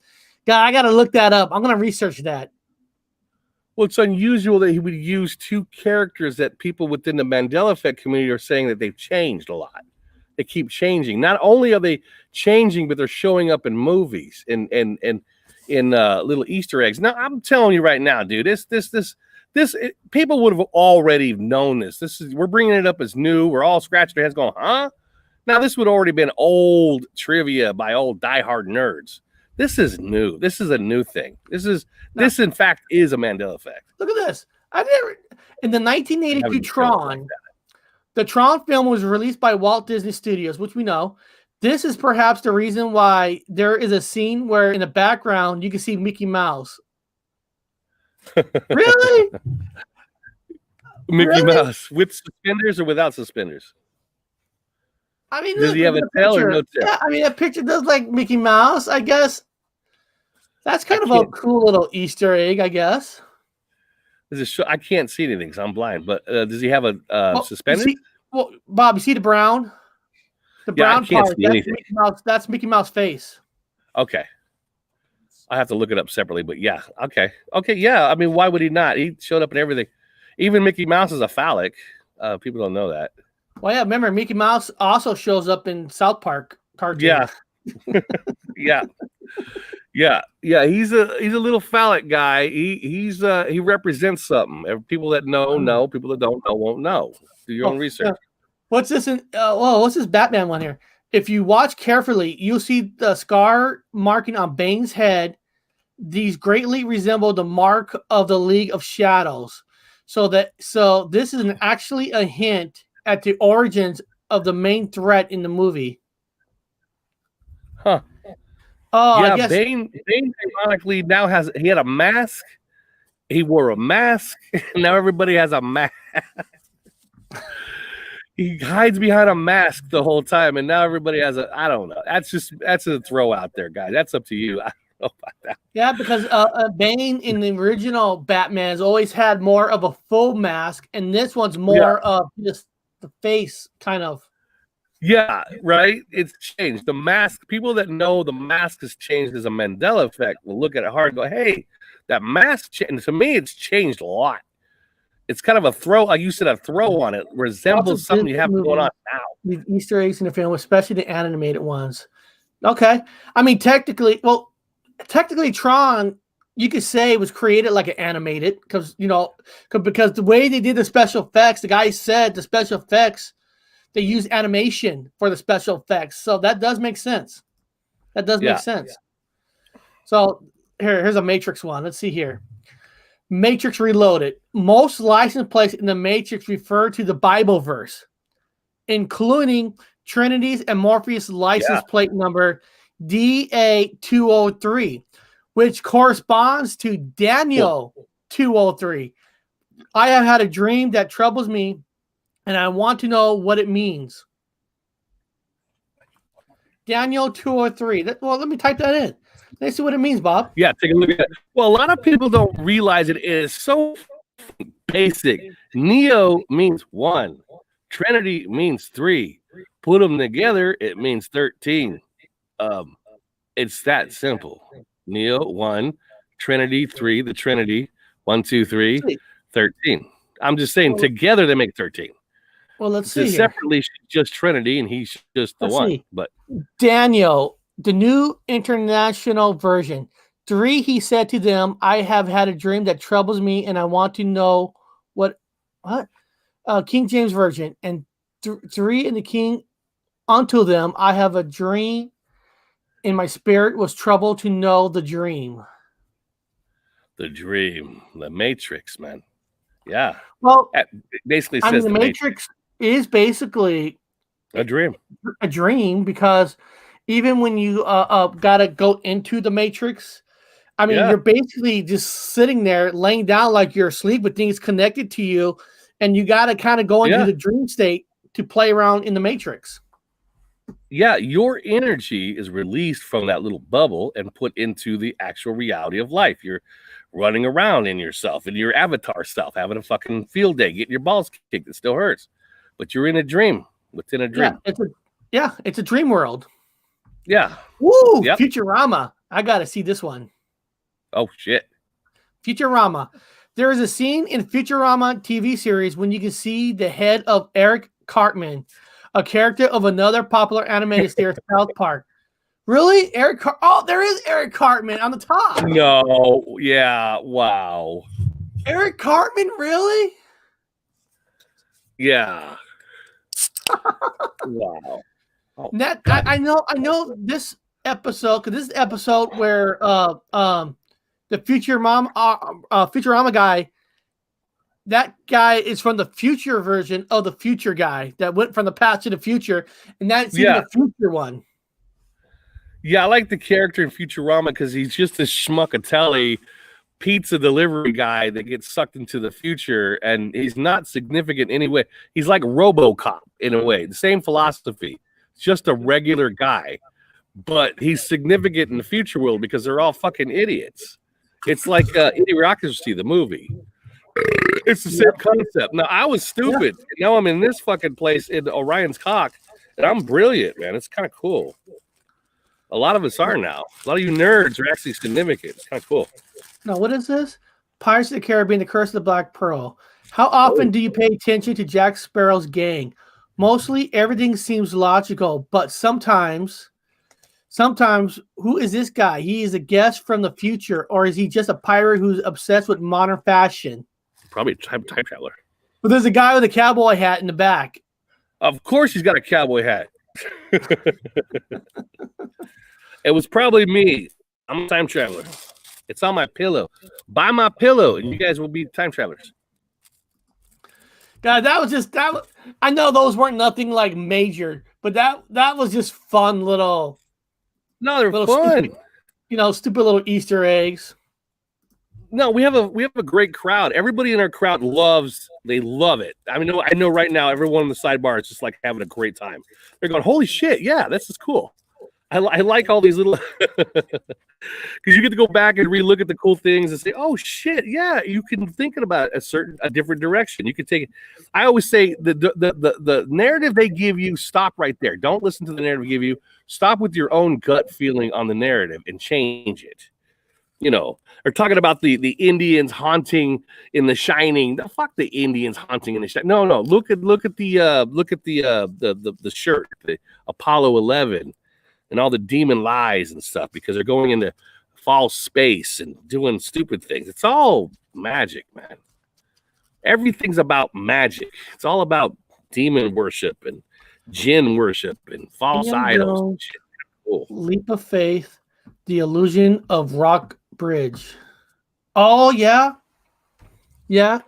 The Indiana Jones part and the Indiana Jones and the Last Crusade going for the Holy Grail. Leap of faith. Yeah. Take a leap of faith. It's about taking a leap of faith. Either you take a leap of faith and trust what's going on, or you're stuck in this fucking matrix. You're going to stand at that cliff and you're not taking that step because he did not see a bridge. You understand? That is a leap of faith. Imagine yourself at the edge of a cliff and you're told to step off by God or whatever. Fuck that. There is no bridge there. But he stepped off and he had a leap of faith, and yeah, he was just fine. That's the leap of fucking faith if you shit. So that's kind of a cool scene. Yeah. So man, time went by quick. Today, I love doing stuff like this. It's fun. Now remember everybody in the chat, Monday, we're gonna get in deeper conversations about Bigfoot after Bob goes on some Bigfoot hunt this weekend. So we'll get into more details of Bigfoot. So just remember, Monday's about Bigfoot. So let's get ready for Bigfoot. If these guys aren't arrested, we'll do it. I'm not sure if they're going to be arrested. Get ready for I'm Bigfoot. stuck in camp. I'm stuck in camp with one person. Doug. Now for the rest of you, damn name. For the rest of you guys, I'm going to go be watching tonight. Movie night for me is the movie Godzilla versus Kong, and I will be doing a reaction to that, and I'm going to be putting that on my horror talk channel. Yeah. Now, some of you be like, "Well, it's not a horror movie." Listen, people die in this movie. Kong versus Godzilla, a lot of people die. It is a horror movie. I mean, if people die. They're going to destroy buildings, and thousands of people are going to die in this movie. Hell yes. So it is a horror movie. So if you want to see me talk about Kong versus that, it will be on my horror talk channel, and I'll go in deep, and I'll tell you guys, not just, especially when Bob's on, we don't just do reviews on movies. Just say, yeah, it was good because of this. No, we try to break down the meaning of what is the meaning behind this movie. Down, man. We try to really, truly break it down. Everything in its reality is, everything in its reality is. Have you seen the Ghost of War yet? Carl, I have not seen that yet. I actually have it written down on my book here to find that this weekend to watch it, because I cannot find that movie on any streaming services that's available. So I'm trying to find out how to watch it. I might have to borrow a download from Bob on this. What is it? What movie? A Ghost of War. Ghost of War. The Ghost of War? Yeah. I don't know that movie. It's not your typical horror movie. So, but it's just not. It's not on any services. So yeah, you might have to Pirate Bay that one. Yes, some of these movies you have to Pirate Bay. I mean, I have to Pirate Bay all my shit. Be careful with Pirate Bay. You guys be careful, unless you have the safety measures in your computer to block them. But I run Windows 7 only. I don't touch anything but Windows 7. I have my own fail-safes with Windows 7. Now, Carla, Carla watched it on Netflix, but this is the thing about the UK and the USA. Bob would tell you, back in the USA, half the things he can watch on Netflix in the UK, you can't watch it here in the US. It all depends on how the license work. All because it's on one format, like Star Trek series, TV series. On here in America was on CBS All Access, but in the UK, Bob watched it on another streaming platform because they don't have the license. Yeah. So I tried to find out on Netflix here, and I couldn't. Now I'll check again, and maybe it's there, but it's all these license on how how you can watch things in different countries. It's weird how it works, but yeah, it's Bob will even tell you that but one of the things Bob enjoyed about It's being back hard. in America is he could watch things that he couldn't watch over there.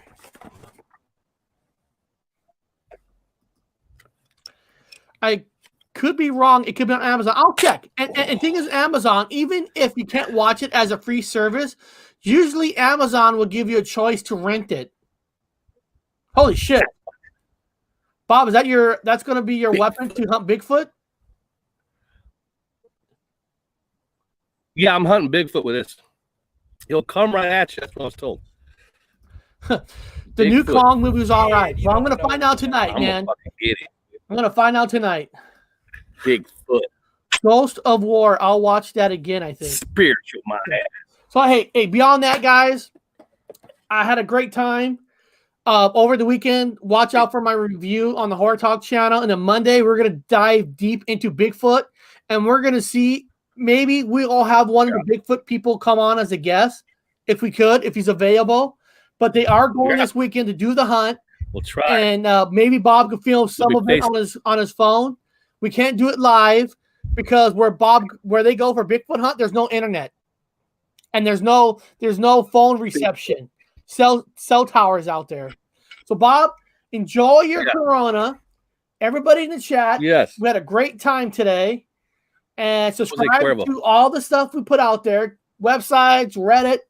We're gonna build the #1 community out there. And everybody's welcome to our community. No hate, no nothing. Like the special forces version of the whatever community. I don't know. So beyond that, guys, we'll see you all later.